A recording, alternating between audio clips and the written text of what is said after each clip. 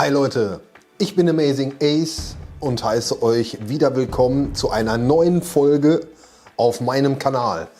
Heute habe ich euch wieder etwas Neues aus der Origins Serie mitgebracht und zwar, jawohl, Man-E-Faces. Dieser gehört zu Wave 2 und ich freue mich sehr, ihn schon vorliegen zu haben. Und ist natürlich ein Kämpfer auf der Seite des Guten und kommt auf der uns bekannten Verpackung, die ja an die 80er Jahre angelehnt ist. Wie immer das bekannte Masters of the Universe Logo, darunter nochmal Man-E-Faces ab 6 Jahren, der gelbe Stern mit dem bekannten Includes Comic und wie immer im Hintergrund das explodierende Vulkangestein. Wir sehen auch im Hintergrund von Man-E-Faces schon ein Comic und sehr schön, wir können es schon sehen, es ist diesmal nicht Beast Barrage. Ich bin gespannt. Und wie immer der Hinweis von mir, wenn Sie dann im Laden stehen, guckt durch die Fensterbox, seht euch die Bemalung genau an, falls ihr sie sammeln möchtet, ob sie euch gefällt und wenn nicht, greift zu einer anderen Figur und guckt, ob es da besser ist. Wir drehen einmal das Ganze um und wir sehen hier das Artwork wieder in diesen bunten, knalligen Farben, die die Origins-Reihe mit sich bringt. Der bekannte Stern. Wir sehen im Hintergrund Teela, Orko, Marlena und Rendor in der älteren Version.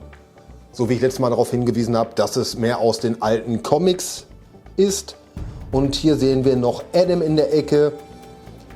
Und hier vorne ist Man-E-Faces noch mit seinem normalen Gesicht und rennt, wie ihr anhand der Streifen seht, zur Gefahr, angegriffen von Skeletor und sofort in Kampfpose mit seinem Monstergesicht. Wir gehen mal runter auf die Packung und hier sehen wir diesmal endlich ein Feature, das auch eins ist. Ihr habt oben ja dieses Stellrad, das ihr aus der Vintage-Serie her kennt. Dort könnt ihr drehen, um Man-E-Faces von seinem normalen Gesicht auf das Robotgesicht und auf das Monstergesicht zu wechseln. Auf der rechten Seite ist Wave 1 He-Man und Skeletor mit Wave 2 Man-E-Faces, Trapjaw, Scareglaw und Orko gemischt. So Leute, ich hole Man-E-Faces jetzt einmal raus und darauf freue ich mich sehr. Bis gleich. So, da bin ich wieder. Wir haben wieder einen Comic. Wie ihr wisst, sind diese immer dünner gehalten als in der Vintage-Serie. Dennoch sind die Zeichnungen dort drin schön gemacht. Ihr habt hier keine Sprechblasen oder sonstiges, sondern da müsst ihr euch selbst Gedanken drüber machen. Nichtsdestotrotz finde ich so ein Comic immer eine schöne Dreingabe. Hinten seht ihr auch nochmal das, was ihr auf der Verpackung auch wieder findet, nämlich die Figuren. So, kommen wir nun zu Man-E-Faces himself. Und wie immer werden wir die Figur einmal messen. Wir haben hier eine Höhe von 15 cm und eine Breite wie immer von ca. 7,5 cm. Natürlich wiege ich die Figuren immer. Und wir kommen hier auf ein Gewicht von 103 Gramm. Auch hier haben wir wieder eine grellere Bemalung. Wie ihr wisst, wenn ihr meine Videos gesehen habt, sind die Origins etwas greller in der Farbgebung. Ihr habt die bekannte Kniebeugen-Squat-Pose, so wie es auch die Vintage-Reihe damals vorgemacht hat. Wenn wir uns einmal die Bemalung genauer ansehen, ist es hier soweit okay, bis auf so leichte Farbdrübermaler ins Blau. Aber ich habe meine online bestellt und habe natürlich keinen Einfluss darauf, was die Farbgebung angeht, so wie ich es euch am Anfang des Videos gesagt habe, dass ihr nachgucken sollt. Nichtsdestotrotz seht hier alles aber soweit vollkommen in Ordnung aus. Auch ist die Haptik und das Anfassen, wie ich immer sage, auch völlig in Ordnung. Es spielen ja auch die Jüngeren damit. Das heißt, wenn es mal hinfällt, wird es nicht sofort kaputt sein. Bei Man E-Faces ist es nun so, dass hier oben es etwas hohler ist. Bedingt natürlich durch die Funktion seines Helmes. Und wir sehen uns einmal sofort das Gesicht näher an, um uns auch die Funktion einmal anzusehen. Also auch hier ist die Bemalung gut getroffen, so wie wir es aus dem Original her kennen. Dort ist auch nichts drüber gepinselt. Wenn wir dann einmal drehen, rastet es auch ein. Das Robotergesicht, so wie wir es auch von früher kennen. Auch hier ist nichts drüber gemalt. Und mein persönliches Lieblingsgesicht, das Monstergesicht. Wie gesagt, strahlt das hier etwas mehr, als es bei den Vintage der Fall war. Ihr habt hier bei dem Monstergesicht ein sehr helles Grün und ihr seht auch hier nichts drüber gemalt. Ihr seht hier die Details, leicht die Monsterzähne. Ich persönlich finde es wirklich gut gemacht. Ihr habt hier bei diesen neu designten Beinen auch diesmal für mich persönlich eine schönere Lösung. Und zwar hängt hier nicht mehr das Knie über dem Unterschenkel, sondern hier ist die Rüstung oder im Fall von Man E-Faces seine Boots über dem Knie.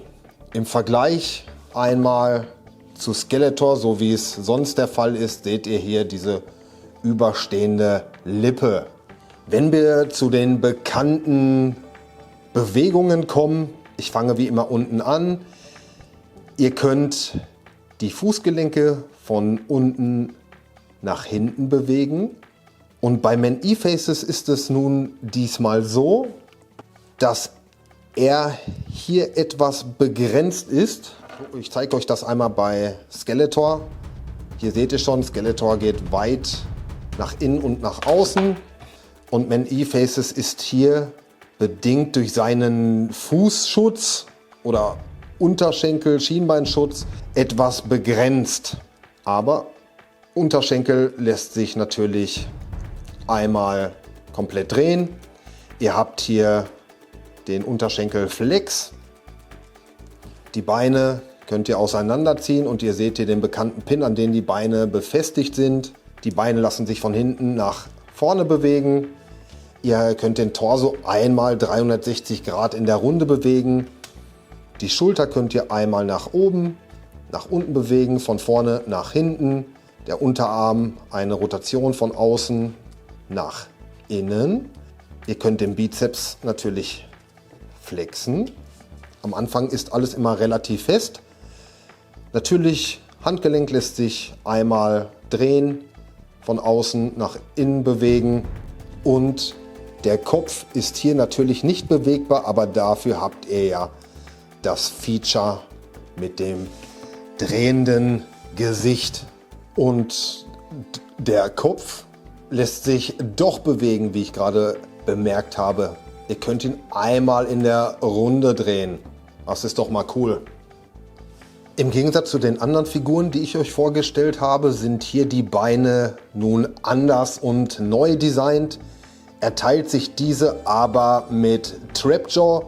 Diesen stelle ich euch aber in einem anderen Video vor. Und ihr wisst ja, wenn ihr meine anderen Videos angesehen habt oder auch so, wir haben hier ein verstecktes Feature, das so auf der Packung nicht aufgeführt ist, aber ich euch ja gezeigt habe. Und zwar haben wir hier die Möglichkeit, Dinge zu entfernen. Wir können das Handgelenk abnehmen. Wir können die Arme abnehmen. Wir können die Unterschenkel abnehmen oder in dem Fall halt die Boots. Wir können den Torso abnehmen. Und den Kopf können wir hier natürlich aufgrund seines Features nicht abnehmen. Und das Ganze ist dafür gedacht, wenn ihr Lust habt und habt andere Figuren, könnt ihr das natürlich mit denen tauschen, was das Customizing angeht. Ich zeige euch das jetzt einfach nur mal am Arm, am Beispiel von Skeletor. Also sind euch da keine Grenzen auferlegt. Wir bauen ihn mal wieder zusammen und ihr hört schon an den Plopp-Geräuschen, das sitzt fest und ihr müsst hier auch Kraft aufwenden. Passt bei dem kleinen Pin der Handgelenke auf, dort ein bisschen mit Gefühl arbeiten. Man-E-Faces hat ein Zubehör und das ist seine bekannte orangene Laserkanone, der Laserblaster. Auch hier greller gestaltet, als es im Original ist. Die Details finde ich persönlich cool. Dort ist alles zu erkennen. Und wie ihr seht, er hat eine offene Hand und rechts die geschlossene Hand. Der Griff ist relativ dick, aber es passt und sitzt hier wirklich sehr fest, so wie es sein soll. Und wie ihr seht, die Pistole ist etwas kleiner, als es bei der Vintage-Variante der Fall war. Ja Leute, ich habe diesmal keinen oder nichts zum Vergleich mit Man-E-Faces oder für Man-E-Faces. Ich habe keinen Classics Man-E-Faces oder ein Ultimate Man-E-Faces. Ich kann euch jetzt nur einmal Skeletor daneben stellen, damit ihr einfach mal seht, wie das Ganze wirkt, wenn diese zwei Figuren oder wenn zwei Origins-Figuren nebeneinander stehen. Und auch nochmal zum Vergleich habe ich hier einen Ultimate Skeletor. Und auch hier seht ihr dann einmal den Größenunterschied zur Origins-Figur. Ja Leute, das war ein Bericht zur Origins-Figur, zu Man-E-Faces. Ich hoffe, der Bericht hat euch gefallen. Wie immer, schreibt mir in die Kommentare, was ihr zur Origins-Reihe sagt. Und in diesem Fall zu Man-E-Faces. Gefällt er euch? Bleibt am Ball, abonniert meinen Kanal. Ich habe noch sehr viel mehr für euch. Bis dahin, let's collect!